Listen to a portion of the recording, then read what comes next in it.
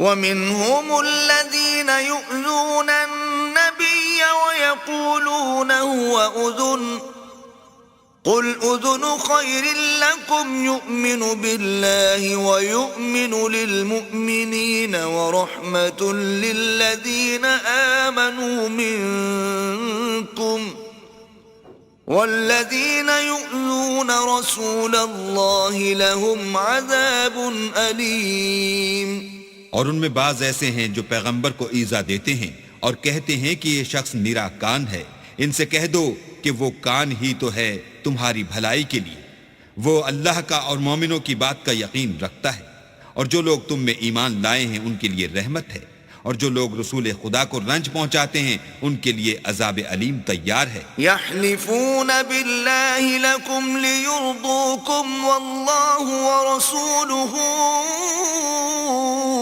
أحق أن يرضوه إن كانوا مؤمنين۔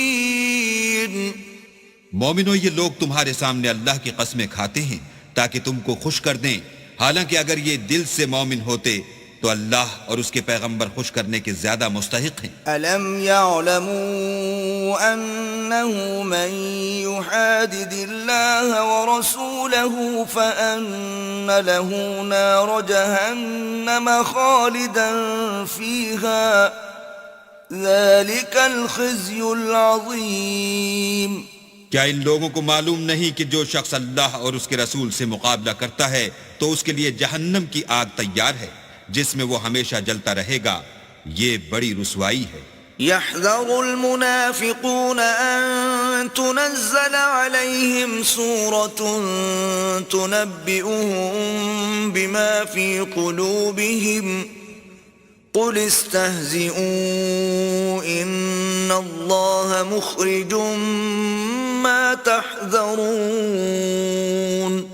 منافق ڈرتے رہتے ہیں کہ ان کے پیغمبر پر کہیں کوئی ایسی صورت نہ اتر آئے کہ ان کے دل کی بات کو ان مسلمانوں پر ظاہر کر دے۔ کہہ دو کہ ہنسی کیے جاؤ، جس بات سے تم ڈرتے ہو اللہ اس کو ضرور ظاہر کر دے گا۔ وَلَئِن سَأَلْتَهُمْ لَيَقُولُنَّ إِنَّمَا كُنَّا نَخُوضُ وَنَلْعَبُ قُلْ أَبِاللَّهِ وَآيَاتِهِ وَرَسُولِهِ كُنتُمْ تَسْتَهْزِئُونَ۔ اور اگر تم ان سے اس بارے میں دریافت کرو تو کہیں گے کہ ہم تو یوں ہی بات چیت اور دل لگی کرتے تھے۔ کہو کیا تم اللہ اور اس کی آیتوں اور اس کے رسول سے ہنسی کرتے تھے؟